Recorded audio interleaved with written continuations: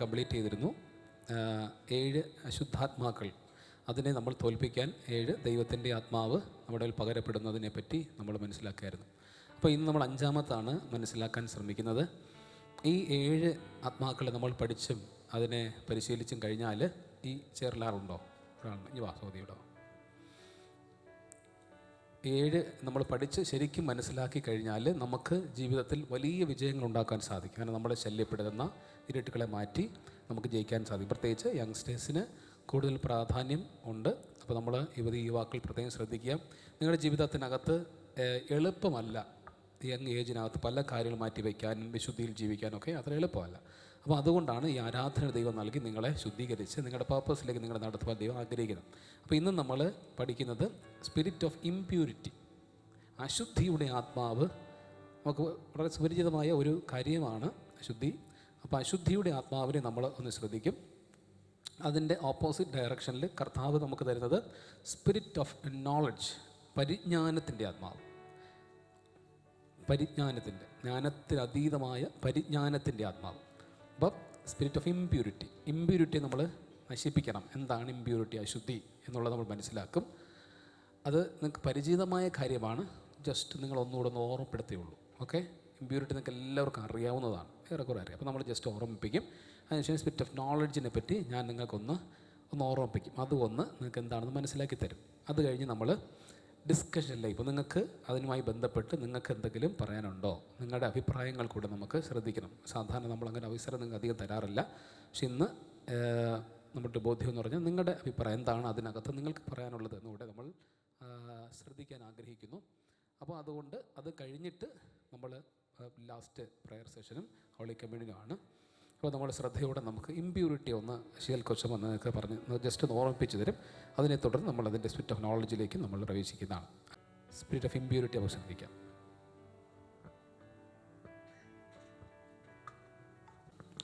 ദൈവത്തിൻ്റെ അതിപരിശുദ്ധ നാമം വാഴ്ത്തപ്പെടുമാറാകട്ടെ. അല്പസമയം നമ്മൾ ചിന്തിക്കുവാനായിട്ട് എടുത്തിരിക്കുന്ന ടോപ്പിക് എന്ന് പറയുന്നത് അശുദ്ധി എന്നുള്ളതാണ്, അല്ലെങ്കിൽ ഇമ്പ്യൂരിറ്റി. അശുദ്ധി എന്ന് കേൾക്കുമ്പോൾ തന്നെ നമ്മുടെ മനസ്സിലേക്ക് കടന്നു വരുന്നത് ഒത്തിരി അശുദ്ധികളുണ്ട്. അപ്പോൾ എല്ലാമൊന്നും പറയാൻ സമയമില്ല. അപ്പോൾ കുറച്ച് കാര്യങ്ങൾ അതിനെക്കുറിച്ച് കുറച്ച് വിശദീകരണം അല്പമായിട്ട് പറഞ്ഞു പോകുവാനായിട്ടാണ് ഞാൻ ആഗ്രഹിക്കുന്നത്. അശുദ്ധി എന്ന് നമ്മൾ കേൾക്കുമ്പം പലപ്പോഴും നമുക്ക് അറിഞ്ഞും അറിയാതെയും നമ്മുടെ ജീവിതത്തിൽ വന്നു പോയിക്കൊണ്ടിരിക്കുന്ന ഒരു സംഭവം തന്നെയാണ്. അപ്പോൾ ഇതിനെ നേരെയാക്കുക എന്ന് പറയുന്നത് ശരിക്കും ഇതിൻ്റെ ബേസിക്കായിട്ട് നമ്മൾ മനസ്സിലാക്കേണ്ടത് ദിവസവും നമ്മൾ ചെക്ക് ചെയ്യേണ്ടതാണ്. ഓരോ ദിവസവും നമ്മൾ അശുദ്ധിയിലോട്ട് പോയിട്ടുണ്ടെങ്കിൽ അത് പ്രാർത്ഥനയിലൂടെ അതിനെ ശരിയാക്കേണ്ടത് വളരെ അത്യന്താപേക്ഷിതമാണ്. അശുദ്ധി എന്ന് പറയുന്നത് ശരിക്കും ഒരു ആത്മാവാണ്. ഇത് പിശാചാണ് ശരിക്കും അശുദ്ധി എന്ന് പറയുന്നത്. ഈ അശുദ്ധിയിലൂടെ നമ്മുടെ ജീവിതത്തിലേക്ക് സാത്താൻ പ്രവേശിക്കുന്നു. ധാരാളം മേഖലയുടെ നമുക്ക് അശുദ്ധി ഉണ്ടാകാം. ഞാൻ പറഞ്ഞതുപോലെ ഓരോ ദിവസവും നമ്മൾ വിശുദ്ധീകരണത്തിലേക്ക് ദൈവസന്നിധിയിലേക്ക് എത്തേണ്ടത് വളരെ അത്യന്താപേക്ഷിത ഘടകമാണ്. അതുകൊണ്ടാണ് നമ്മൾ പറയുന്നത് എല്ലാ ദിവസവും നമ്മൾ പ്രാർത്ഥിക്കണം, എല്ലാ ദിവസവും നമ്മൾ ദൈവസന്നിധിയിലേക്ക് അടുക്കണം. ഓരോ ദിവസവും നമ്മൾ പ്രാർത്ഥനയിലായിരിക്കും. ദൈവത്തോട് ചോദിക്കണം, ഇന്ന് എൻ്റെ ജീവിതത്തിൽ എന്ത് അശുദ്ധിയാണ് സംഭവിച്ചത്, എന്ത് കുറവാണ് എൻ്റെ ജീവിതത്തിൽ ഇന്ന് സംഭവിച്ചത് എന്ന് നാം ചോദിക്കേണ്ടത് വളരെ അത്യന്താപേക്ഷിതമായ ഒന്ന് തന്നെയാണ്. 1 തെസ്സലോനിക്കർ എഴുതിയ ലേഖനം 4-ാം അധ്യായം അതിൻ്റെ 7-ാം വാക്യത്തിൽ ഇപ്രകാരം പറയുന്നു. 1 തെസ്സലോനിക്കർ 4:7, ദൈവം നമ്മെ അശുദ്ധിക്കല്ല വിശുദ്ധീകരണത്തിനത്രേ വിളിച്ചത്. ദൈവം നമ്മെ അശുദ്ധിക്കല്ല വിശുദ്ധീകരണത്തിനത്രേ വിളിച്ചത്. ഇവിടെ ആയിരിക്കുന്ന ഓരോരുത്തരെയും നമ്മളെ ദൈവം വിളിച്ച് ഇവിടെ ആക്കിയിരിക്കുകയാണ്. ദൈവത്തിൻ്റെ ഹിതമല്ലെങ്കിൽ, ദൈവത്തിൻ്റെ വിളിയില്ലെങ്കിൽ ഒരു പക്ഷെ നമുക്കൊന്നും ഇവിടെ വന്നിരിക്കുവാനായിട്ട് സാധ്യമല്ല. അപ്പോൾ ഇവിടെ വേദപുസ്തകം നമ്മെ പഠിപ്പിക്കുന്നത് നമ്മെ അശുദ്ധിക്കല്ല, പകരം വിശുദ്ധീകരണത്തിനാണ് ദൈവം നമ്മെ വിളിച്ചതെന്നാണ്. അപ്പോൾ ഈ അശുദ്ധി എന്ന് പറയുമ്പം ഒത്തിരി മേഖലകൾ ഉണ്ട് അശുദ്ധി. അതിൽ ഒരു പ്രധാനപ്പെട്ട മേഖലയാണ് കണ്ണെന്ന് പറയുന്നത്. കണ്ണിലൂടെ നമുക്ക് ഒത്തിരി അശുദ്ധി നമ്മുടെ ജീവിതത്തിലേക്ക് കടന്നു വരാം. പ്രധാനമായിട്ടും നമ്മൾ സോഷ്യൽ മീഡിയ, പ്രത്യേകിച്ച് നമ്മുടെ മൊബൈൽ ഫോണ്, ടി വി ഒക്കെ ഉണ്ടെങ്കിലും ഏറ്റവും കൂടുതൽ ആൾക്കാർ യൂസ് ചെയ്യുന്നത് മൊബൈൽ ഫോണാണ്. അപ്പോൾ ഈ ഫോണിൻ്റെ ഉപയോഗം, വീഡിയോസ് കാണുന്നത്, അശുദ്ധമായിട്ടുള്ള വീഡിയോസ് കാണുന്നതും നമുക്ക് അത് അശുദ്ധി തന്നെയാണ്. മറ്റൊന്നെന്ന് പറയുന്നത് പോൺ വീഡിയോ, അതൊക്കെ കാണുന്നതും അശുദ്ധിയാണ്. ഇത് ഇങ്ങനെയൊക്കെ നമ്മൾ ചെയ്യുമ്പോഴുള്ള ഒരു കുഴപ്പമെന്ന് വെച്ചാൽ നമുക്ക് ഒരു സന്തോഷം കിട്ടുമെന്ന് പലരും വിചാരിക്കുന്നുവെങ്കിലും ഒത്തിരി നെഗറ്റീവ് തോട്ട്സ് നമ്മുടെ മനസ്സിലേക്ക് കടന്നു വരും. അത് നമ്മൾ അശുദ്ധിയിലേക്ക് കടക്കുന്നു. സാത്താൻ അത് പ്രവേശിക്കുവാനായിട്ട് ഇടയാകും. ഇടയാകുന്നു. അപ്പം നേരത്തെയൊക്കെ മുന്നേ ക്ലാസ്സിലൊക്കെ പറഞ്ഞിട്ടുണ്ട്, കൊറിയൻ സീരീസ് ഇതൊക്കെ അശുദ്ധിക്ക് കാരണമാണ്. അതുപോലെ തന്നെ ഫോണിൽ തന്നെ നമ്മൾ നോക്കുമ്പം ചില ചിത്രങ്ങൾ, അശുദ്ധമായ ചില ചിത്രങ്ങൾ കാണുന്നത് പോലും നമ്മളെ അശുദ്ധിയിലേക്ക് നയിക്കുന്നുണ്ട്. പിന്നെ ഏറ്റവും പ്രധാനം എന്ന് പറയുന്നത്, ഫോൺ നമുക്ക് നമ്മുടെ കയ്യിൽ സുലഭമാണ്. നമ്മൾ ഒത്തിരി സമയം അതിനു വേണ്ടി കളയുന്നത് ശരിയല്ല. ചിലപ്പോൾ ഇവിടെ ഒത്തിരി മുതിർന്ന ആൾക്കാരൊക്കെ ഇരിപ്പുണ്ട്. ഇപ്പം നമ്മൾ ന്യൂസ് കേൾക്കുന്നതായിരിക്കും. ന്യൂസും നമുക്ക് ജീവിതത്തിൽ പ്രധാനപ്പെട്ടത് തന്നെയാണ്. ഓരോ വിഷയങ്ങളും ഓരോ കാര്യങ്ങളും അറിയണം. പക്ഷെ അതിനൊരു സമയം, എത്ര സമയം എടുക്കാവൂ, അതിനൊരു സമയം നമ്മൾ കീപ്പ് ചെയ്യണം. അത് മറികടക്കുവാനായിട്ട് പാടില്ല. അതുപോലെ തന്നെ ഫിലിം കാണുന്നത്, പാചകം. ഇപ്പം എൻ്റെയൊക്കെ ജീവിതത്തിൽ ഞാൻ പറയുവാണെങ്കിൽ, ഇപ്പം നമുക്ക് എന്തെങ്കിലും ഒരു സംഭവം ഉണ്ടാക്കാനുണ്ടെങ്കിൽ നോക്കും. അപ്പം ഒരു സംഭവം തന്നെ, ഇപ്പോൾ കേക്ക് തന്നെ, ഒരു വാനില കേക്ക് എന്ന് പറയുമ്പോൾ എനിക്ക് കേക്ക് ഭയങ്കര ഇഷ്ടമാണ് കേട്ടോ ഉണ്ടാക്കാൻ. അതുകൊണ്ട് ഞാൻ പല വീഡിയോകളും ഇങ്ങനെ കണ്ടുകൊണ്ടേയിരിക്കും. പക്ഷേ അതിന് നമുക്കറിയാം, ഒരു വാനില കേക്ക് എന്ന് പറയുമ്പം തന്നെ പല ചാനലുകളിലും ഉണ്ട്. അപ്പം നമ്മൾ ഒത്തിരി സമയം അതിന് വേണ്ടി സ്പെൻഡ് ചെയ്യാൻ പാടില്ല. അപ്പോൾ വളരെ കുറച്ച് സമയം, അത് നമുക്ക് കംഫർട്ടായിട്ട് ഓക്കെ 1-2 വീഡിയോസ് കണ്ട് നമ്മളതിൽ തൃപ്തിപ്പെടുക, ബാക്കി നമ്മുടെ കാര്യങ്ങൾ ചെയ്യുക. എന്തൊരു കാര്യത്തിനായാലും സമയം നമ്മൾ ഒത്തിരി കളയുവാനായിട്ട് പാടില്ല. അതുപോലെ തന്നെ കണ്ണിൽ നമ്മളെ ആകർഷിപ്പിക്കുന്ന മറ്റൊന്നാണ് ഫുഡ്. എല്ലാവർക്കും ഇഷ്ടമുള്ള സാധനമാണ് ഫുഡ്. അപ്പം നമ്മളത് പല രീതിയിൽ നമ്മളിങ്ങനെ യാത്ര ചെയ്യുമ്പോഴൊക്കെ അതിങ്ങനെ വെറൈറ്റി ആയിട്ടൊക്കെ വെച്ചിരിക്കുന്ന കാണുമ്പം തന്നെ നമുക്ക് അത് വാങ്ങണം എന്നൊരു ടെൻഡൻസി ഉണ്ടാവും. അപ്പം അതും പാടില്ല. മാത്രമല്ല, ചിലപ്പോൾ നമ്മുടെ വീടുകളിലൊക്കെ അന്നത്തെ ദിവസത്തിനുള്ള ഭക്ഷണം ഉണ്ടായിരിക്കാം. പക്ഷേ കാണുന്ന ഒരു ആകർഷണം കൊണ്ട് നമ്മൾ ഒരിക്കലും അത് വാങ്ങിച്ച് കഴിക്കാനായിട്ട് പാടില്ല. അപ്പോൾ കണ്ണിലൂടെ നമ്മൾ അശുദ്ധി വിളിച്ചു വരുത്താനായിട്ട് ശ്രമിക്കരുത്. യെശയ്യാ പ്രവാചകൻ്റെ പുസ്തകം 33-ാം അധ്യായം അതിൻ്റെ 15 മുതൽ 17 വരെയുള്ള വാക്യങ്ങളിൽ ഇപ്രകാരം പറയുന്നു. യെശയ്യാ പ്രവാചകൻ്റെ പുസ്തകം 33-ാം അധ്യായം അതിൻ്റെ 15 മുതൽ 17 വരെ. ദോഷത്തെ കണ്ട് രസിക്കാതെ വണ്ണം കണ്ണ് അടച്ചു കളയുകയും ചെയ്യുന്നവൻ. അപ്പോൾ ദോഷത്തെ കണ്ട് നമ്മൾ അതിൽ സന്തോഷിക്കാതെ കണ്ണ് അടച്ചു കളയുന്നവന് ഒത്തിരി നന്മകൾ അവിടെ താഴെ പറയുന്നുണ്ട്, ഒരുപാട് കാര്യങ്ങൾ. ഇങ്ങനെയുള്ളവൻ ഉയരത്തിൽ വസിക്കും, പാറക്കോട്ടകൾ അവൻ്റെ അഭയസ്ഥാനമായിരിക്കും. അവൻ്റെ അപ്പം അവന് കിട്ടും, അവന് വെള്ളം മുട്ടിപ്പോകയില്ല. നിന്റെ കണ്ണ് രാജാവിനെ അവൻ്റെ സൗന്ദര്യത്തോടെ ദർശിക്കും, വിശാലമായൊരു ദേശം കാണും.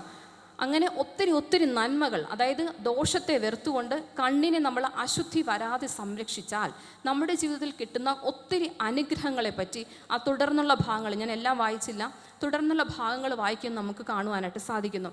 അതുപോലെ തന്നെ മറ്റൊരു വേദഭാഗം മത്തായി എഴുതിയ സുവിശേഷം 6-ാം അധ്യായം അതിൻ്റെ 22-ഉം 23-ഉം വാക്യങ്ങളിൽ ഇപ്രകാരം കാണുന്നു. മത്തായി 6-ന്റെ 22, 23 വാക്യങ്ങളിൽ, ശരീരത്തിൻ്റെ വിളക്ക് കണ്ണാകുന്നു. കണ്ണ് ചൊവ്വുള്ളതെങ്കിൽ നിന്റെ ശരീരം മുഴുവനും പ്രകാശിതമായിരിക്കും. ശരീരത്തിൻ്റെ വിളക്ക് കണ്ണാകുന്നു. കണ്ണ് ചൊവ്വുള്ളതെങ്കിൽ നിന്റെ ശരീരം മുഴുവനും പ്രകാശിതമായിരിക്കും. ഇവിടെ പറയുന്നത് ശരീരത്തിൻ്റെ വിളക്ക് കണ്ണെന്നാണ്. പക്ഷെ കണ്ണ് ശരിയാണെങ്കിൽ നമ്മുടെ ശരീരം മുഴുവനും പ്രകാശിച്ചുകൊണ്ടേന്നിരിക്കും. നമ്മുടെ ശരീരം മുഴുവനും സന്തോഷമുള്ളതായി പ്രകാശമുള്ളതായിട്ട് തീരും. കണ്ണ് കേടുള്ളതെങ്കിലോ നിൻ്റെ ശരീരം മുഴുവനും ഇരുണ്ടതായിരിക്കും. അപ്പോൾ നമ്മൾ മനസ്സിലാക്കുക, നമ്മുടെ ജീവിതത്തിൽ കണ്ണിന് വളരെ പ്രാധാന്യമുണ്ടെന്ന് വേദപുസ്തകം നമ്മെ പഠിപ്പിക്കുന്നു. അതുപോലെ തന്നെ മത്തായി എഴുതിയ സുവിശേഷം 18-ാം അധ്യായം അതിൻ്റെ 9-ഉം 10-ഉം വാക്യത്തിൽ ഇപ്രകാരം കാണുന്നു. മത്തായി 18-ാം അധ്യായം അതിൻ്റെ 9-ഉം 10-ഉം വചനം.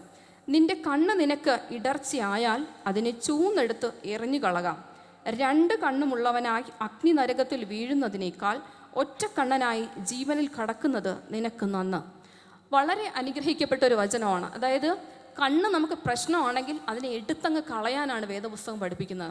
അല്ലാതെ അതും വെച്ച് നമ്മൾ ജീവിച്ച് പാപം ചെയ്തുകൊണ്ടേ അശുദ്ധിയിലേക്ക് വീഴണം എന്നൊരിക്കലും പറയുന്നില്ല. അതിനെ എടുത്ത് കളയുക എന്നാണ് പറയുന്നത്. അപ്പം അത് 2 കണ്ണുള്ളവനായിട്ട് അഗ്നി നരകത്തിൽ പോകുന്നതിനേക്കാൾ ഒറ്റ കണ്ണനായിട്ട് ജീവനിൽ പ്രവേശിക്കുന്നത് നല്ലതെന്ന് ഇവിടെ രേഖപ്പെടുത്തിയിരിക്കുന്നു. അപ്പോൾ അത്രയേറെ പ്രാധാന്യം ഇവിടെ നമുക്ക് കണ്ണിനെ പറ്റി കാണാം. അതുമാത്രമല്ല, നമ്മുടെ ഈ വേദഭാഗം തുടർന്നങ്ങോട്ട് വായിക്കുമ്പോൾ നമുക്ക് കാണുവാനായിട്ട് സാധിക്കുന്നത് അതായത് നമ്മുടെ ഈ അശുദ്ധി ചെയ്യുവാനായിട്ട് പ്രോത്സാഹിപ്പിക്കുന്നവർ, സപ്പോർട്ട് ചെയ്യുവാൻ കുറച്ച് പേരെങ്കിലും കാണുമല്ലോ, അവർക്കും ബുദ്ധിമുട്ടാണ്, അവർക്കും അയ്യോ കഷ്ടം എന്ന് നമുക്ക് വായിക്കുമ്പോൾ കാണാനായിട്ട് സാധിക്കുന്നു. നാം അശുദ്ധി ചെയ്യാതിരിക്കുക, മറ്റുള്ളവരെയും അശുദ്ധി ചെയ്യുവാനായിട്ട് നമ്മൾ പ്രോത്സാഹിപ്പിക്കാതിരിക്കുക. അത്രയും നമ്മൾ ചെയ്യേണ്ട ഏറ്റവും പ്രധാനമാണ്. മാത്രമല്ല ഈ ഒത്തിരി അശുദ്ധികൾ നമ്മുടെ മുന്നിലുണ്ട്. ഇപ്പം ഞാൻ പറഞ്ഞോട്ടെ, കണ്ണിൻ്റെ അശുദ്ധി, കണ്ണിലൂടെ നമുക്കുണ്ടാകുന്ന അശുദ്ധി കാരണം നമ്മുടെ ജീവിതത്തിലും പല നന്മകൾക്കും തടസ്സം വരാം. ഇപ്പോൾ ഒത്തിരി കുട്ടികൾ ഇവിടെ ഇരിപ്പുണ്ട്, പഠിക്കുന്ന കുട്ടികളാണ് കൂടുതൽ പേരെന്ന് ഞാൻ മനസ്സിലാക്കുന്നു. അപ്പോൾ ഈ പഠനത്തിൽ തന്നെ നമുക്ക് പഠിക്കാൻ പറ്റുന്നില്ല, കോൺസെൻട്രേറ്റ് ചെയ്യാൻ പറ്റുന്നില്ല, പഠിച്ചതൊന്നും മനസ്സിലാകുന്നില്ല, അല്ലെങ്കിൽ പഠിച്ചതൊക്കെ മറന്നുപോയി, ഇങ്ങനെയൊക്കെ ഒത്തിരി പ്രശ്നങ്ങളിലൂടെ കടന്നു പോകുന്നവരുണ്ടാവാം. അത് നമ്മുടെ ഒരുപാട് കാരണങ്ങളുണ്ട്. അതിൽ ഒരു കാരണം എന്ന് പറയുന്നത് നമ്മുടെ കണ്ണിൻ്റെ അശുദ്ധി കാരണമായിരിക്കാം. ഒരുപക്ഷെ നിങ്ങൾ ആ അശുദ്ധിയിൽ നിന്ന് വിട്ടൊഴിഞ്ഞ് നേരെ മാർഗത്തിലൂടെ നടക്കുവാണെങ്കിൽ ആ പ്രശ്നത്തിന് നിങ്ങൾക്ക് പരിഹരിക്കുവാനായിട്ട് സാധിക്കും. ഒത്തിരി പ്രശ്നങ്ങളുണ്ടാകാം, പഠനം മാത്രമല്ല, സാമ്പത്തിക പ്രശ്നങ്ങളുണ്ടാകാം, കണ്ണ് അശുദ്ധിയായിരുന്നാൽ, പിന്നെ മാനസികമായിട്ടുള്ള പിരിമുറുക്കങ്ങൾ, ഒത്തിരി പ്രശ്നങ്ങൾ ഉണ്ടാകാം. മാത്രമല്ല, കണ്ണിനെ അശുദ്ധിയെല്ലാം മാറ്റി നമ്മൾ വിശുദ്ധിയിലോട്ട് വരുമ്പോൾ നമുക്ക് വളരെ പ്രധാനപ്പെട്ട, നമ്മളിപ്പോൾ ഒത്തിരി കേൾക്കുന്ന വാക്കുകളാണ് വിഷൻ എന്ന് പറയുന്നത്. അപ്പോൾ ഒത്തിരി വിഷൻസൊക്കെ കാണുന്നതിനും ദൈവത്തോട് ചേർന്നിരിക്കുന്നതിനൊക്കെ നമുക്ക് സാധ്യമാകും. അതിന് നമ്മുടെ കണ്ണ് വിശുദ്ധമായി സൂക്ഷിക്കേണ്ടത് വളരെ പ്രധാനപ്പെട്ട ഒരു കർത്തവ്യമാണ്. രണ്ടാമതായിട്ട് പറയുന്നത് ശരീരം വളരെ പ്രധാനപ്പെട്ട ഒന്നാണ്. 1 കൊരിന്ത്യർ 3-ാം അധ്യായം അതിൻ്റെ 16-17 വാക്യത്തിൽ ഇപ്രകാരം പറയുന്നു. 1 കൊരിന്ത്യർ 3-ാം അധ്യായം അതിൻ്റെ 16-17, നിങ്ങൾ ദൈവത്തിൻ്റെ മന്ദിരമെന്നും ദൈവത്തിൻ്റെ ആത്മാവ് നിങ്ങളിൽ വസിക്കുന്നു എന്നും അറിയുന്നില്ലയോ? ദൈവത്തിൻ്റെ മന്ദിരം നശിപ്പിക്കുന്നവനെ ദൈവം നശിപ്പിക്കും. ദൈവത്തിൻ്റെ മന്ദിരം വിശുദ്ധമല്ലോ, നിങ്ങളും അങ്ങനെ തന്നെ. ഇപ്പം നമ്മുടെ ശരീരത്തെ പറ്റി പറയുന്നത് ദൈവത്തിൻ്റെ മന്ദിരം എന്നാണ്. അപ്പം അത്രയേറെ ദൈവത്തിൻ്റെ മന്ദിരമായിരിക്കുന്ന നമ്മുടെ ശരീരത്തെ നാം അത്രയേറെ വളരെ പ്രാധാന്യത്തോടെ ഒരു അശുദ്ധിയും വീഴാതെ നമ്മുടെ ശരീരത്തെ സംരക്ഷിക്കേണ്ടത് ഉത്തരവാദിത്വം നമുക്ക് ഓരോരുത്തർക്കുമുണ്ട്. അപ്രകാരം നമ്മൾ ചെയ്യേണ്ടത് വളരെ അത്യാവശ്യമാണ്. ഒരു കാര്യം പറയുമെങ്കിൽ, ഈ വിവാഹത്തിന് മുൻപൊക്കെ ലൈംഗിക ബന്ധം ചെയ്യുന്നവർ ഒരു കുഴപ്പവുമില്ല. ഇന്നത്തെ കാലത്ത് അതൊന്നും ഒരു കുഴപ്പവുമില്ല, ശരിയാണ് എന്നാണ് കുറച്ച് പേരെങ്കിലുമൊക്കെ ചിന്തിക്കുന്നത്. പക്ഷേ അത് തെറ്റാണ്. നമ്മുടെ ശരീരം എന്ന് പറയുന്നത് ദൈവത്തിൻ്റെ മന്ദിരമാണ്. അത്രയും പ്രാധാന്യത്തോടു കൂടി നമ്മൾ കാണേണ്ടത് വളരെ അത്യന്താപേക്ഷിതമായ ഘടകമാണ്. 2 കൊരിന്ത്യർ 7-ാം അധ്യായം അതിൻ്റെ 1-ാം വാക്യം. 2 കൊരിന്ത്യർ 7-ാം അധ്യായം അതിൻ്റെ 1-ാം വാക്യത്തിൽ ഇപ്രകാരം കാണുന്നു. പ്രിയമുള്ളവരെ, ഈ വാഗ്ദത്തങ്ങൾ നമുക്ക് ഉള്ളതുകൊണ്ട് നാം ജഡത്തിലെയും ആത്മാവിലെയും സകല കന്മഷവും നീക്കി നമ്മെ തന്നെ വെടിപ്പാക്കി ദൈവഭയത്തിൽ വിശുദ്ധിയോടെ തികച്ചുകൊള്ളുക. ദൈവഭയത്തോടുകൂടി വിശുദ്ധിയോടെ ജീവിക്കണം എന്നാണ് വേദപുസ്തകം നമ്മെ പഠിപ്പിക്കുന്നത്. അപ്പോൾ ഒന്നാമതായിട്ട് പറഞ്ഞത് കണ്ണാണ്. കണ്ണ് നമ്മൾ വളരെ പ്രാധാന്യത്തോടെ നോക്കേണ്ട ഒരു കാര്യമാണ്. നമ്മൾ അത്രയും പ്രാധാന്യത്തോടെ നമ്മൾ കാണേണ്ട ഒരു കാര്യമാണ്. കണ്ണിൻ്റെ ഒരു കാര്യം കൂടെ പറഞ്ഞുകൊള്ളട്ടെ. ഇപ്പം ഇന്ന് നമ്മൾ നോക്കിയാൽ വലിയ ആൾക്കാരെന്നല്ല, കൊച്ചുമക്കളിലും വളരെ പ്രധാനപ്പെട്ട ഒത്തിരി പേര് ഇതിനകത്ത് ഇങ്ങനെ വീഴുന്നു. രാത്രിയെന്നില്ലാതെ പകലെന്നില്ലാതെ ഒത്തിരി സമയം ഇതിനു വേണ്ടി സ്പെൻഡ് ചെയ്യുന്നു. അപ്പോൾ ഞാൻ പഠിപ്പിക്കുന്ന സ്കൂളിലാണെങ്കിൽ രാവിലെ അസംബ്ലിക്ക് കുട്ടികൾ വന്ന് നിൽക്കുമ്പം ഭയങ്കര സങ്കടം തോന്നും. പല കുഞ്ഞുങ്ങളും നോക്കുമ്പോൾ അവരിങ്ങനെ ഉറങ്ങി വീഴുവാണ്. രാവിലെ അസംബ്ലിക്ക് വന്ന് നിൽക്കുന്ന കാഴ്ചയാണ്. ക്ലാസ്സിൽ പോയി കഴിഞ്ഞാൽ അവരങ്ങ് കിടക്കുവാണ് ബെഞ്ചിൽ. എന്താണെന്ന് ചോദിച്ചാൽ അത് ടീച്ചറെ ഇന്നലെ ഉറങ്ങിയപ്പോൾ ലേറ്റായിപ്പോയി. റീസൺ ചോദിച്ചാൽ ഫോൺ ഉപയോഗമാണ്. ഫോൺ നോക്കിക്കൊണ്ടിരുന്നു. അത് പാരൻസ് പോലും അറിയുന്നില്ല എന്നാണ്. അവരെ വിളിച്ചാൽ ഇല്ല ടീച്ചർ അവർ ഉറങ്ങിയിരുന്നു എന്നാണ് പറയുന്നത്. അപ്പോൾ വളരെയധികം ശ്രദ്ധിക്കുക. നിങ്ങളുടെ കുഞ്ഞുമക്കളെയൊക്കെ ശ്രദ്ധിക്കുക. നിങ്ങളുടെ അറിയാവുന്നവരുടെ അടുത്തൊക്കെ പറയുക, കുഞ്ഞുങ്ങളെയൊക്കെ ശ്രദ്ധിക്കുക. അപ്പോൾ ഫോണിൻ്റെ ഉപയോഗമൊക്കെ വളരെ കുറയ്ക്കുക, ആവശ്യത്തിന് മാത്രം ഉപയോഗിക്കുക.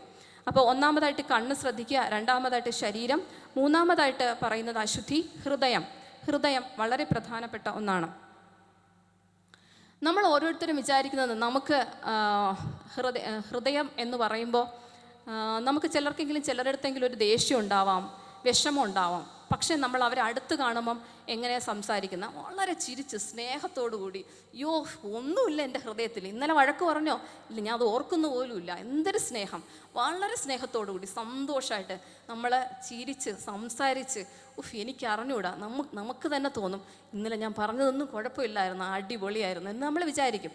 പക്ഷേ നമ്മുടെ ഹൃദയം കാണുന്നത് ദൈവമാണ്. നമുക്ക് മനുഷ്യരെ പറ്റിക്കാം, കുഴപ്പമില്ല അങ്ങനെ ഇങ്ങനെ എന്നൊക്കെ പറഞ്ഞ് പറ്റിക്കാം, നമ്മുടെ വളരെ മധുരമായ വാക്കുകളിലൂടെ അവരെ വീഴ്ത്താം. പക്ഷേ നമ്മുടെ ഓരോരുത്തരുടെയും ഹൃദയം കാണുന്നത് ദൈവം തന്നെയാണ്.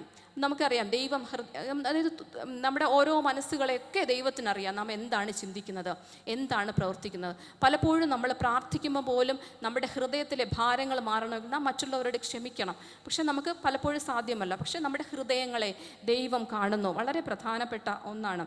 നമ്മുടെ ഹൃദയങ്ങളിൽ മലിനത ഉണ്ടെങ്കിൽ നമ്മൾ വിചാരിക്കും മറ്റുള്ളവരോട് സ്നേഹമായി സംസാരിക്കുമ്പോൾ ഒരു കുഴപ്പവുമില്ല എന്ന്. പക്ഷെ അങ്ങനെയല്ല. നമ്മുടെ ഹൃദയത്തിൽ അഴുക്കുണ്ടെങ്കിൽ, ഹൃദയത്തിൽ മലിനതയുണ്ടെങ്കിൽ നമ്മുടെ പ്രാർത്ഥനകൾക്ക് ഉത്തരം ലഭിക്കുകയില്ല എന്നുള്ളത് വളരെ യാഥാർത്ഥ്യമായ ഒരു കാര്യം തന്നെയാണ്.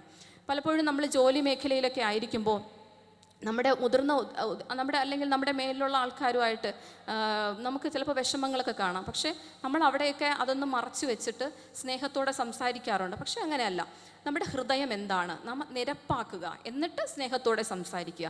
അതാണ് ദൈവം നമ്മെ ഓരോരുത്തരെയും പറ്റി ആഗ്രഹിക്കുന്നത്. അപ്രകാരം നമ്മുടെ ഹൃദയത്തെ വളരെ സൂക്ഷിക്കണം. സങ്കീർത്തനം 51-ാം അധ്യായം 10-ാം വാക്യത്തിൽ ഇപ്രകാരം പറയുന്നു: ദൈവമേ, നിർമ്മലമായൊരു ഹൃദയം എന്നിൽ സൃഷ്ടിച്ച് സ്ഥിരമായ ഒരു ആത്മാവിനെ എനിക്ക് തരയണമേ. വളരെ നല്ലൊരു വചനമാണ്, നിർമ്മലമായൊരു ഹൃദയം. ആ ഹൃദയം നമുക്ക് ലഭ്യമാകുമെന്ന് പറഞ്ഞാൽ വളരെ പണിപ്പെട്ട് നമ്മുടെ ശരിക്കും പറഞ്ഞാൽ നമ്മളിങ്ങനെ നിർമ്മലമായൊരു ഹൃദയം വരട്ടെ വരട്ടെ എന്ന് പറഞ്ഞാൽ വരത്തില്ല. നമ്മൾ ദൈവസന്നിധിയിലായിരുന്നുകൊണ്ട് ദൈവത്തോട് ചോദിക്കണം, എനിക്ക് തരണം കർത്താവേ ആ നിർമ്മലമായൊരു ഹൃദയം. നമുക്ക് ചിലപ്പോൾ നമ്മളോട് വഴക്ക് പറയുന്നവരുടെയും ദേഷ്യപ്പെടുന്നവരുടെയും ക്ഷമിക്കാൻ, ചിലപ്പോൾ നമ്മൾ ചെയ്യാത്ത കുറ്റത്തിന് പറയുമ്പോൾ ഭയങ്കര പാടാണ് അതൊന്ന് നിരന്ന് ക്ലിയറായിട്ട് വരാൻ. അത് ദൈവത്തിന് മാത്രമേ സാധിക്കുകയുള്ളൂ. ദൈവത്തോട് പറയുക, ദൈവമേ എനിക്ക് ക്ഷമിക്കാനുള്ളൊരു മനസ്സ്, നിർമ്മലീകരിക്കാനുള്ളൊരു നിർമ്മലമായൊരു ഹൃദയം എനിക്ക് തരയണമേ എന്ന്. ദൈവത്തിന് മാത്രമേ അത് സാധ്യമാകുള്ളൂ. ദൈവത്തോട് അത് ചോദിക്കുക. മത്തായി എഴുതിയ സുവിശേഷം 5-ാം അധ്യായം 8-ാം വാക്യത്തിൽ ഇപ്രകാരം പറയുന്നു: ഹൃദയശുദ്ധിയുള്ളവർ ഭാഗ്യവാന്മാർ, അവർ ദൈവത്തെ കാണും. ഹൃദയത്തിൻ്റെ ശുദ്ധി വളരെ പ്രധാനപ്പെട്ടതാണ്. അങ്ങനെ ഉള്ളവരെ വേദപുസ്തകം പറയുന്ന 2 കാര്യങ്ങൾ: ഒന്ന് ഭാഗ്യവാന്മാരാണ്, മറ്റൊന്ന് അവർ ദൈവത്തെ കാണും. അപ്പോൾ അത്രത്തോളം നമ്മുടെ ഹൃദയങ്ങളെ ശുദ്ധീകരിച്ചാൽ നമുക്ക് ദൈവത്തെ കാണുവാനായിട്ട് സാധിക്കും. ഹൃദയശുദ്ധി വളരെ പ്രധാനപ്പെട്ട ഒന്നാണ്. 1 പത്രോസ് 1-ാം അധ്യായം അതിൻ്റെ 22-ാം വാക്യത്തിൽ ഇപ്രകാരം കാണുന്നു. 1 പത്രോസ് 1:22. 1 പത്രോസ് 1:22. എന്നാൽ സത്യം അനുസരിക്കിയാൽ നിങ്ങളുടെ ആത്മാക്കളെ നിർവ്യാജമായ സഹോദര പ്രീതിക്കായി നിർമ്മലീകരിച്ചിരിക്കൊണ്ട് ഹൃദയപൂർവ്വം അന്യോന്യം ഉറ്റു സ്നേഹിപ്പിൻ. ഇവിടെ പറയുന്നത് ഹൃദയപൂർവ്വം അന്യോന്യം ഉറ്റു സ്നേഹിപ്പിൻ എന്നാണ്. ഹൃദയപൂർവ്വം. അപ്പോൾ ഹൃദയപൂർവ്വം എന്ന് പറയുമ്പോൾ പലരും പലരെയും സ്നേഹിക്കുന്നത് എന്തെങ്കിലും ആവശ്യങ്ങൾക്ക് വേണ്ടിയിട്ടായിരിക്കാം. സ്വാർത്ഥമായ താല്പര്യം നമുക്ക് വരും. ഇന്ന ആളിനെ സ്നേഹിച്ചാൽ, ഇന്ന ആളിനെ നമ്മൾ എന്തെങ്കിലും സഹായം ചെയ്താൽ അയാൾ നമുക്ക് തിരിച്ച് അങ്ങനെ സഹായിക്കും എന്ന് പ്രതീക്ഷിച്ചുകൊണ്ടായിരിക്കും നമ്മൾ ചെയ്യുന്നത്. അതെന്ത് കാര്യമാവും, പണമാവാം, അല്ലെങ്കിൽ നമുക്ക് എന്തെങ്കിലും സഹായമായിട്ടായിരിക്കാം. പക്ഷേ ഇവിടെ പറയുന്ന അങ്ങനെയല്ല. ഒന്നും കിട്ടിയില്ല എങ്കിലും നമ്മൾ ഹൃദയപൂർവ്വം വളരെ ഒരിക്കലും ഒരു കലർപ്പില്ലാത്ത ശരിയായ ഒരു രീതിയിൽ മറ്റുള്ളവരെ സ്നേഹിക്കണം എന്നാണ് ഇവിടെ വചനം നമ്മെ പഠിപ്പിക്കുന്നത്. യെഹെസ്കേൽ പ്രവാചകൻ്റെ പുസ്തകം 36-ാം അധ്യായം അതിൻ്റെ 26-27 വചനങ്ങളിൽ ഇപ്രകാരം പറയുന്നു. യെഹെസ്കേൽ 36-ന്റെ 26-27 വചനങ്ങൾ: ഞാൻ നിങ്ങൾക്ക് പുതിയൊരു ഹൃദയം തരും, പുതിയൊരു ആത്മാവിനെ ഞാൻ നിങ്ങളുടെ ഉള്ളിലാക്കും. കല്ലായുള്ള ഹൃദയം ഞാൻ നിങ്ങളുടെ ജഡത്തിൽ നിന്ന് നീക്കി മാംസമായുള്ള ഹൃദയം നിങ്ങൾക്ക് തരും. ഞാൻ എൻ്റെ ആത്മാവിനെ നിങ്ങളുടെ ഉള്ളിലാക്കി നിങ്ങളെ എൻ്റെ ചട്ടങ്ങളിൽ നടക്കുമാറാക്കും. നിങ്ങൾ എൻ്റെ വിധികളെ പ്രമാണിച്ച് അനുഷ്ഠിക്കും. വളരെ അനുഗ്രഹിക്കപ്പെട്ടൊരു വചനം. ഈ വചനം പറയുമ്പോൾ ഇവിടെ നമുക്ക് കേൾക്കുന്നത് പുതിയൊരു ഹൃദയം തരും, പുതിയൊരു ആത്മാവിനെ തരും, കല്ലായുള്ള ഹൃദയം മാറ്റി മാംസളമായുള്ളൊരു ഹൃദയം തരും. അതിൻ്റെ മുകളിലത്തെ വാക്യം, അതായത് 23-ാം വാക്യം അതിൻ്റെ താഴോട്ട് വാക്യം ഇങ്ങനെ കാണുന്നു: നിങ്ങളിൽ വിശുദ്ധീകരിക്കുമ്പോൾ, അതായത് നമ്മുടെ അവിടെ പറയുന്ന മുകളിലത്തെ ഭാഗം നമ്മൾ പഠിക്കുമ്പോൾ നാം നമ്മളെ തന്നെ വിശുദ്ധീകരിക്കണം. നാം നമ്മുടെ കുറവുകൾ ഏറ്റുപറഞ്ഞ് ദൈവസന്നിധിയിലേക്ക് വരണം. വിശുദ്ധീകരിക്കുമ്പോൾ മാത്രമാണ് നാം ദൈവം പറയുന്ന രീതിയിലുള്ള ഒരു പുതിയൊരു ഹൃദയം, മാംസളമായൊരു ഹൃദയം, കല്ലായുള്ള ഹൃദയം മാറ്റി ദൈവം നല്ലൊരു ഹൃദയം നമുക്ക് നൽകുന്നത്. മറ്റൊരു വാക്യം മത്തായി എഴുതിയ സുവിശേഷം 5-ാം അധ്യായം അതിൻ്റെ 15-ാം അധ്യായം അതിൻ്റെ 19-ാം വചനത്തിൽ ഇപ്രകാരം കാണുന്നു. മത്തായി 15:19. എങ്ങനെയെന്നാൽ ദുശ്ചിന്ത, കൊലപാതകം, വ്യഭിചാരം, പരസംഗം, മോഷണം, കള്ളസാക്ഷ്യം എന്നിവ ഹൃദയത്തിൽ നിന്ന് പുറപ്പെട്ടു വരുന്നു. മനുഷ്യരെ അശുദ്ധനാക്കുന്നത് ഇതത്രേ. കഴുകാത്ത കൈകൊണ്ട് ഭക്ഷിക്കുന്നതോ മനുഷ്യനെ അശുദ്ധനാക്കുന്നില്ല. പലപ്പോഴും വൃത്തി എന്ന് പറയുമ്പോൾ, അശുദ്ധി എന്ന് പറയുമ്പോൾ അതൊക്കെ വേണം. എങ്കിലും ഇവിടെ വളരെ പ്രധാനപ്പെട്ടതായിട്ട് ദൈവം പറയുന്നത്, ഇത് ഞാൻ ഓരോന്നും വിശദീകരിക്കുന്നില്ല, നമുക്ക് എല്ലാവർക്കും അറിയാം. ദുശ്ചിന്ത, കൊലപാതകം, വ്യഭിചാരം, പരസംഗം, മോഷണം, കള്ളസാക്ഷ്യം എന്നിവ ഹൃദയത്തിൽ നിന്ന് പുറപ്പെട്ടു വരുന്നു. ഇതെല്ലാം വരുന്നത് എവിടെ നിന്നാണ്? ഹൃദയത്തിൽ നിന്നാണ് പുറപ്പെട്ടു വരുന്നത്. അപ്പോൾ ഇതൊക്കെ മനുഷ്യനെ അശുദ്ധനാക്കിക്കൊണ്ടേയിരിക്കുന്നു എന്നാണ് രേഖപ്പെടുത്തിയിരിക്കുന്നത്. അപ്പോൾ ഒന്നാമതായിട്ട് കണ്ണിനെ പറ്റി പറഞ്ഞു, രണ്ടാമത് ശരീരം, മൂന്നാമതായിട്ട് ഹൃദയം, നാലാമതായിട്ട് പറയുന്നത് ചെവിയെ പറ്റിയാണ്.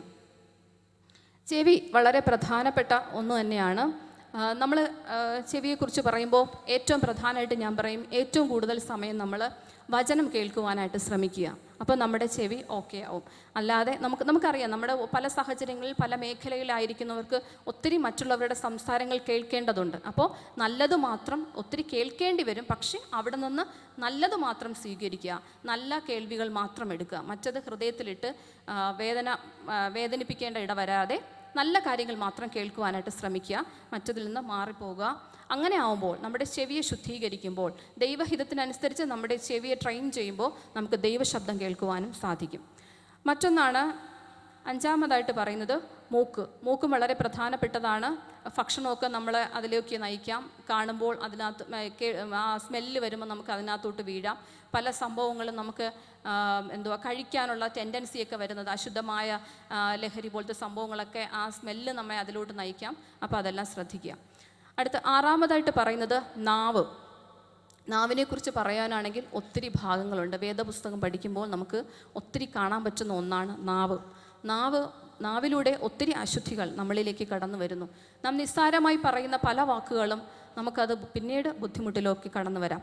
സങ്കീർത്തനം നമ്മൾ പഠിക്കുമ്പോൾ, സങ്കീർത്തനം 34 അധ്യായം അതിൻ്റെ 13 വചനം, സങ്കീർത്തനം 34 അധ്യായം അതിൻ്റെ 13 വചനത്തിൽ ഇപ്രകാരം പറയുന്നു: ദോഷം ചെയ്യാതെ നിൻ്റെ നാവിനെയും വ്യാജം പറയാതെ നിൻ്റെ അധരത്തെയും കാത്തുകൊള്ളുക.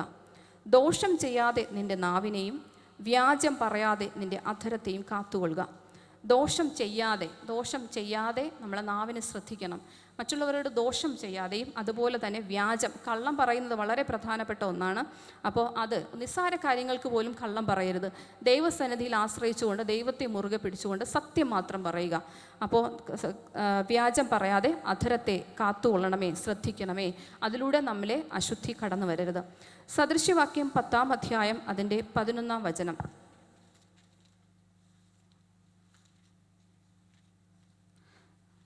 സദൃശ്യവാക്യം 10 അധ്യായം അതിൻ്റെ 11 വചനത്തിൽ ഇപ്രകാരം പറയുന്നു: നീതിമാന്റെ വായ് ജീവൻ്റെ ഉറവാകുന്നു, എന്നാൽ ദുഷ്ടന്മാരുടെ വായ് സാഹസം മൂടുന്നു.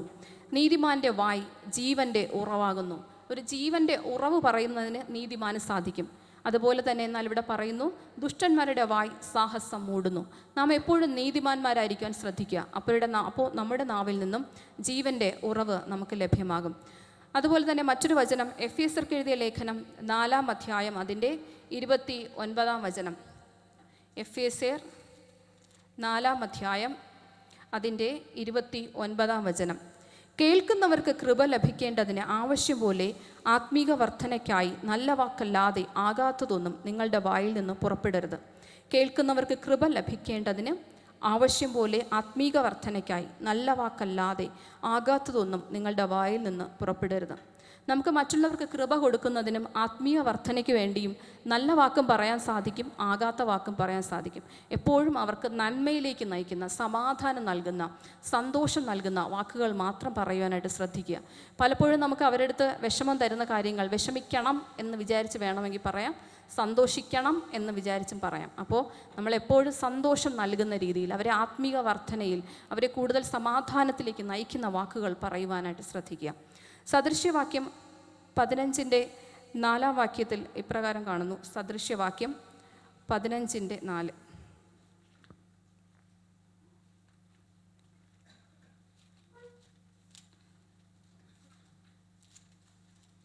എടുത്താരെങ്കിലും ഉണ്ടെങ്കിൽ വായിച്ചാലും കുഴപ്പമില്ല. സദൃശ്യവാക്യം, അതെ, നാവിൻ്റെ ശാന്തത ജീവവൃക്ഷം, അതിൻ്റെ വക്രതയോ മനോവ്യസനം. തെറ്റായ സംസാരം നമുക്ക് പിന്നെ വ്യസനത്തിലോട്ട് കാരണമാകാം. നമ്മളൊരു പക്ഷേ ഒരാളുടെ അടുത്ത് ചില കാര്യങ്ങൾ നമ്മൾ തെറ്റായിട്ട് പറയുമായിരിക്കും. പക്ഷേ അവർക്ക് തെറ്റായി പറഞ്ഞു കഴിഞ്ഞാൽ അത് പിന്നെ നമുക്ക് ബുദ്ധിമുട്ടാവാം. നമുക്കൊരു സ്ട്രെസ്സ് വരാം, അല്ലെങ്കിൽ ടെൻഷൻ വരാം, പറഞ്ഞു പോയൊന്ന് ഉണ്ടാവാം, അല്ലെങ്കിൽ നമുക്ക് വേദന വരാം. നമ്മുടെ മറ്റേതെങ്കിലും പ്രധാനപ്പെട്ട കാര്യങ്ങളിൽ നമുക്ക് എന്തെങ്കിലും അസ്വസ്ഥതകൾ ഉണ്ടാകാം. അപ്പോൾ അതുകൊണ്ട് നാവ് വളരെ പ്രധാനപ്പെട്ട ഒരു അവയവമാണ്, അത് ശ്രദ്ധിക്കുക. മറ്റൊന്ന് സദൃശ്യവാക്യങ്ങൾ 10:19. സദൃശ്യവാക്യങ്ങൾ 10-ാം അധ്യായം അതിൻ്റെ 19-ാം വാക്യത്തിൽ ഇപ്രകാരം പറയുന്നു: വാക്കു പെരുകിയാൽ ലംഘനം ഇല്ലാതിരിക്കുകയില്ല, അധരങ്ങളെ അടക്കുന്നവനോ ബുദ്ധിമാൻ. വാക്കു പെരുകിയാൽ ലംഘനം ഇല്ലാതിരിക്കുകയില്ല, അധരങ്ങളെ അടക്കുന്നവനോ ബുദ്ധിമാൻ. ഒത്തിരി സംസാരിക്കുന്ന ആൾക്കാരുണ്ട്, ഒരു ഇതുമില്ലാതെ കുറേ സംസാരിക്കുന്നവരുണ്ട്. പക്ഷെ അത് ശ്രദ്ധിച്ച് സംസാരിക്കുക. ആവശ്യത്തിനാണെങ്കിൽ മാത്രം ഒത്തിരി സംസാരിക്കുക. അല്ലെങ്കിൽ അധരങ്ങളെ അടക്കുന്ന മനുഷ്യനാണ് ബുദ്ധിമാൻ എന്നാണ് ഇവിടെ വേദപുസ്തകം നമ്മെ പഠിപ്പിക്കുന്നത്. അതുപോലെ തന്നെ സദൃശ്യവാക്യം 12:18 വായിക്കുമ്പോൾ അവിടെ ഇങ്ങനെ കാണുന്നു: വാളുകൊണ്ട് കുത്തും പോലെ മൂർച്ചയായി സംസാരിക്കുന്നവർ ഉണ്ട്, ജ്ഞാനികളുടെ നാവോ സുഖപ്രദം. വാളുകൊണ്ട് കുത്തും പോലെ മൂർച്ചയായി സംസാരിക്കുന്നവർ ഉണ്ട്, ജ്ഞാനികളുടെ നാവോ സുഖപ്രദം. വാള് നമുക്കെല്ലാവർക്കും സുപരിചിതമാണല്ലോ. അത്രത്തോളം നമ്മുടെ ഹൃദയത്തിലേക്ക് ഇങ്ങനെ അകത്തോട്ട് കയറി വേദനിപ്പിക്കുന്ന രീതിയിൽ സംസാരിക്കാൻ കഴിവുള്ളവരുണ്ട്. പക്ഷേ ഇവിടെ പറയുന്നത് അങ്ങനെ ഉള്ളവരുണ്ട്. പക്ഷേ ജ്ഞാനികളുടെ നാവോ സുഖപ്രദം. ജ്ഞാനികളുടെ നാവാണ് വളരെ സുഖമായിരിക്കുന്നത്. നമ്മൾ ഓരോരുത്തരും ജ്ഞാനികളാവുവാൻ ദൈവം നമ്മെ സഹായിക്കട്ടെ. സദൃശ്യവാക്യം 18-ാം അധ്യായം അതിൻ്റെ 21-ാം വാക്യത്തിൽ ഇപ്രകാരം കാണുന്നു. സദൃശ്യവാക്യം 18:21: മരണവും ജീവനും നാവിൻ്റെ അധികാരത്തിലിരിക്കുന്നു, അതിലിഷ്ടപ്പെടുന്നവർ അതിൻ്റെ ഫലം അനുഭവിക്കും. മരണവും ജീവനും നാവിൻ്റെ അധികാരത്തിലിരിക്കുന്നു, അതിലിഷ്ടപ്പെടുന്നവർ അതിൻ്റെ ഫലം അനുഭവിക്കും. ഭയങ്കര നല്ലൊരു വചനമാണ്. അതായത് നമ്മൾ നാവിൽ വെച്ചിട്ട് മരണവും നമുക്ക് അതിനകത്ത് പറയാം, ജീവനും പറയാം, നല്ലതും പറയാം, ചീത്തയും പറയാം. അപ്പം നമ്മൾ പറയുന്ന ഓരോ വാക്കുകളും, ദൈവമക്കളായിരിക്കുന്ന നമ്മൾ ഓരോരുത്തരും പറയുന്ന വാക്കുകൾ വളരെ ശ്രദ്ധിക്കണം. ചിലപ്പോൾ നമ്മൾ അറിയാതെ നമ്മുടെ വിഷമത്തിൻ്റെ ആധിക്യം കൊണ്ടൊക്കെ പലതും പറഞ്ഞു പോകും. പക്ഷെ ഇവിടെ പറയുന്നത് നമ്മുടെ ജീവൻ്റെ അധികാരം ഇരിക്കുന്നത് നമ്മുടെ നാവിലാണ്. അപ്പോൾ അതുകൊണ്ട് വളരെയധികം ശ്രദ്ധിക്കുക. നമ്മുടെ സംസാരം അശുദ്ധമായതൊന്നും വരാതെ ശ്രദ്ധിക്കുക. യാക്കോബ് എഴുതിയ ലേഖനം 3-ാം അധ്യായം 3 മുതൽ 8 വരെയുള്ള വാക്യങ്ങൾ നമ്മൾ പഠിക്കുമ്പോൾ, യാക്കോബിൻ്റെ ലേഖനം 3-ാം അധ്യായം 1 മുതൽ തന്നെ പഠിക്കുമ്പോൾ നമുക്ക് കാണാം അവിടെ കൂടുതലും പറയുന്നത് നാവിനെ പറ്റിയാണ്. നാവ് എങ്ങനെ ആയിരിക്കണം, നാവ് എങ്ങനെ സംരക്ഷിക്കണം എന്നൊക്കെ പറ്റിയിട്ട് ഒത്തിരി കാര്യങ്ങൾ അവിടെ പറയുന്നുണ്ട്. 3-ാം അധ്യായം 3 മുതൽ 8 വരെയുള്ള വാക്യത്തിൽ, കുതിരയെ അധീനമാക്കുവാൻ വായിൽ കടിഞ്ഞാനിട്ട് അതിൻ്റെ ശരീരം മുഴുവനും തിരിക്കുന്നുവല്ലോ. കപ്പലും എത്ര വലിയതായാലും കൊടുങ്കാറ്റടിച്ച് ഓടുന്നതായാലും അമരക്കാരൻ ഏറ്റവും ചെറിയ ചുക്കാൻ കൊണ്ട് തനിക്ക് ബോധിച്ച ദിക്കിലേക്ക് തിരിക്കുന്നു. അങ്ങനെ തന്നെ നാവും ചെറിയ അവയവമെങ്കിലും വളരെ വൻപ് പറയുന്നു. കുറഞ്ഞ തീ എത്ര വലിയ കാട് കത്തിക്കുന്നു, നാവും ഒരു തീ തന്നെ. തിരിച്ച് അങ്ങോട്ട് നമുക്ക് വായിക്കുമ്പോഴൊക്കെ നാവിനെ പറ്റി കൂടുതൽ കാണാൻ പറ്റും. ചെറിയൊരു അവയവമെങ്കിലും വളരെ വലിയൊരു തീയായിട്ടാണ് നാവിനെ പറ്റി പറയുന്നത്. അപ്പം നാവിലെ അശുദ്ധി വരാതിരിക്കാനായിട്ട് ശ്രദ്ധിക്കുക. അപ്പം അശുദ്ധിയുമായി റിലേറ്റ് ചെയ്ത് പറഞ്ഞത് ഒന്ന് കണ്ണാണ്, രണ്ടാമത് പറഞ്ഞത് ശരീരം, മൂന്നാമത് ഹൃദയം, നാലാമത് ചെവി, അഞ്ചാമത് പറഞ്ഞത് മൂക്കാണ്, ആറാമത് പറഞ്ഞത് നാവാണ്. അപ്പോൾ ഇത്രയും കാര്യങ്ങൾ, ഒത്തിരി കാര്യങ്ങളുണ്ട്, ഇത്രയും കാര്യങ്ങൾ പറഞ്ഞു. ഇതെല്ലാം ശ്രദ്ധിക്കുക, നമ്മുടെ ജീവിതത്തിൽ വരാതെ വണ്ണം സംരക്ഷിക്കുക.